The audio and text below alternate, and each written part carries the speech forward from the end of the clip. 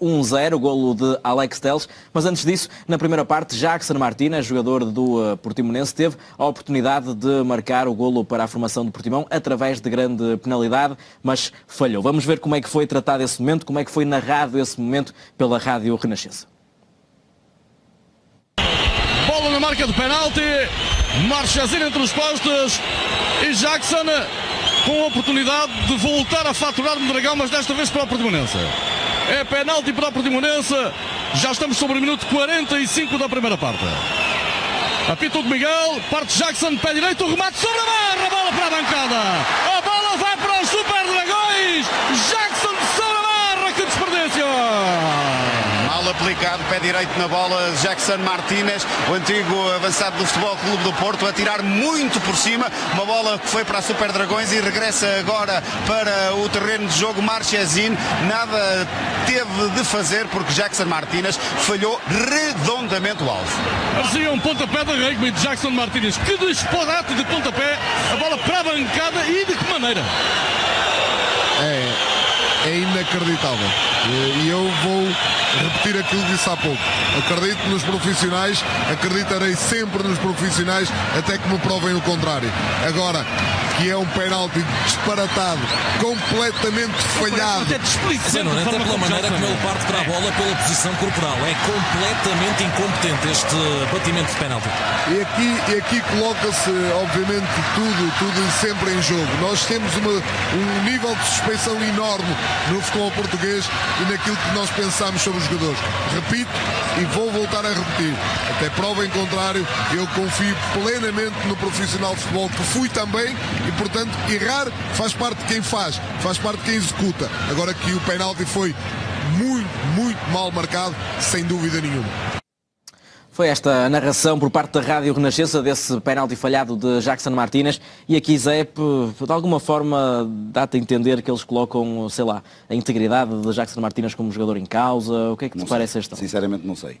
Tenho um comentário. Eu, em relação ao que foi aqui, foi dito nesta transmissão da Renascença, que agora porque há diferentes opiniões nesta narração, sim, não é? Vês o narrador, vês o repórter da pista.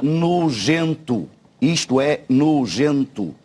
Eu estou à vontade, não conheço os nomes do relator nem do comentador. Sobre o comentador sei, porque ele ainda agora foi aqui referido, que já foi profissional de futebol. Na minha opinião, agravem muito o que acaba de dizer.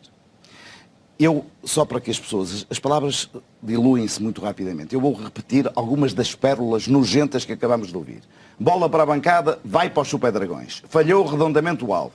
Inacreditável, incompetente, penalti disparatado, displicente. Aqui coloca-se tudo em jogo, apesar de continuar a acreditar nos profissionais, até que me provem o contrário. Errar faz parte. Agora que o penalti foi muito mal marcado, sem dúvida nenhuma. Isto é nojento, sinceramente, isto é nojento. Eu vou dizer porquê. Por uma razão muito simples. Quem estava em causa é um profissional do melhor que passou pelo futebol português. Jackson Martínez é um profissional de corpo inteiro e devia merecer os elogios e os cumprimentos constantes de quem gosta de futebol. A maneira como ele continua a exercer a sua profissão de uma forma digna, sofrendo a olhos vistos os 90 minutos que joga em cada partida, é uma prova de uma resiliência que deve ser objeto de muitos parabéns. Agora, o Jackson Martins falhou. Esses senhores que fizeram estes comportamentos, que têm muitos anos certamente de profissão, sabem perfeitamente que quando ele passou pelo Futebol Clube do Porto, também falhou muitos penaltis, Jackson Martins, enquanto esteve no Futebol Clube do Porto. Martínez, estavas a dizer. Martínez, desculpa lá, isto eu às vezes fico assim um bocadinho perturbado com estas vergonhas. E o Jackson cobrou 15 penaltis ao serviço de Futebol Clube do Porto. Sabes quantos falhou? 6. Isto não é normal num jogador com a sua categoria, mas foi o que aconteceu. E um deles que nós temos aí foi o original fiel daquilo que ele falhou no próximo sábado. Foi num jogo da Taça da Liga, que eu lembro perfeitamente, contra o Benfica, aqui no Dragão. Olha para reparar. Estamos a mostrar. Foi exatamente para o mesmo sítio e foi na mesma um remate com o penalti que ele cobrou frente ao Futebol Clube do Porto, não é? Na última frente ao Benfica. Sim, estou a dizer o do Portimonense frente ao Futebol Clube do Porto. É muito parecido igual, com esse. Ou melhor, este é que é o original. O que aconteceu no último domingo foi uma cópia deste. E as pessoas que fizeram este relato vergonhoso, na minha opinião, que eu não sei os nomes, nem quero saber, lembravam-se disto, mas não dava jeito de falar deste caso. É isto que eu, sinceramente, acho que isto é execrável. Mais nada. Ó Diogo, tenho quase a certeza absoluta que aqui neste penalti, quando foi narrado, ninguém colocou em causa a integridade de Jackson Martínez, né? Porque estava a cobrar um penalti diferente ao Benfica, mas isto não pode mudar de cenário só porque Jackson Martínez bateu um penalti contra o Futebol Clube do Porto, porque ele é profissional de futebol. Como é óbvio, Miguel, eu acho que é um profissional que está há muitos anos em Portugal, está há 2 anos no Portimonense e passou antes 3 anos no Futebol Clube do Porto. É bem conhecido o caráter do Jackson Martínez, que além de um grande jogador, é reconhecidamente, de forma unânime, ou quase unânime pelos vistos, como um enorme profissional a quem seguramente nunca passaria pela cabeça falhar um penalti de propósito, fosse em que circunstância fosse. E este relato é absolutamente nojento. Eu ouvi os outros das outras rádios e não têm nada a ver. E eu devo dizer, há 4 intervenientes neste relato da Renascença, que são o narrador Luís Aresta, o repórter de pista Silvio Vieira, o comentador José Nuno Azevedo e o jornalista que intervém a partir do estúdio em Lisboa, José Pedro Pinto.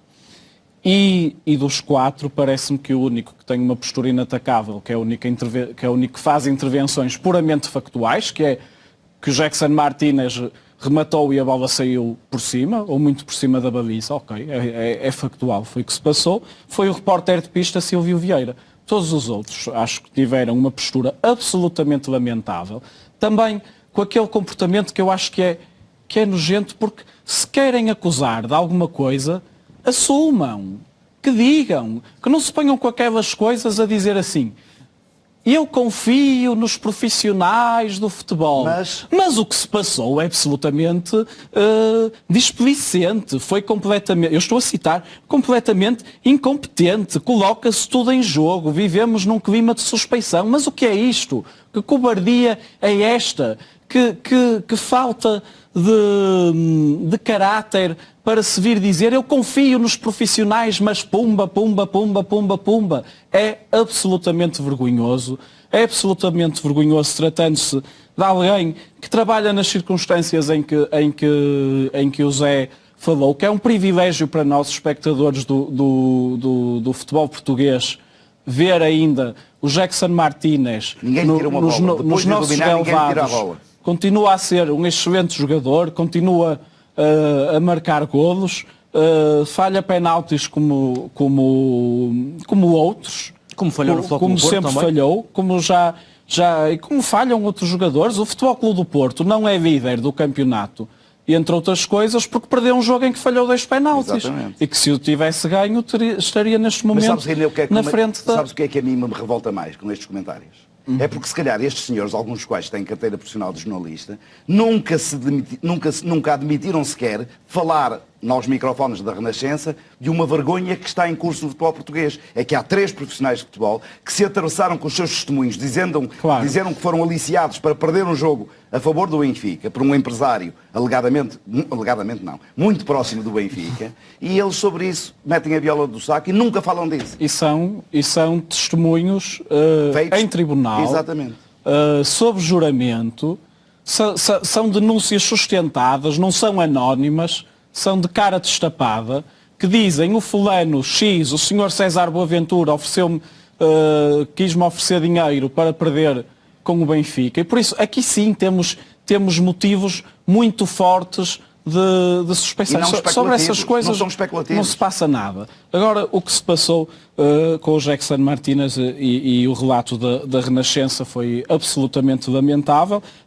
Convém sublinhar a postura do repórter de pista, e acho que devemos fazê-lo, para não misturar toda a gente que, segundo apurei, chama-se Silvio Vieira, e que foi o que me pareceu que só as contribuições que ele dá naquilo que ouvimos são puramente factuais, e o resto é tudo uma vergonha. Tudo ridículo mesmo.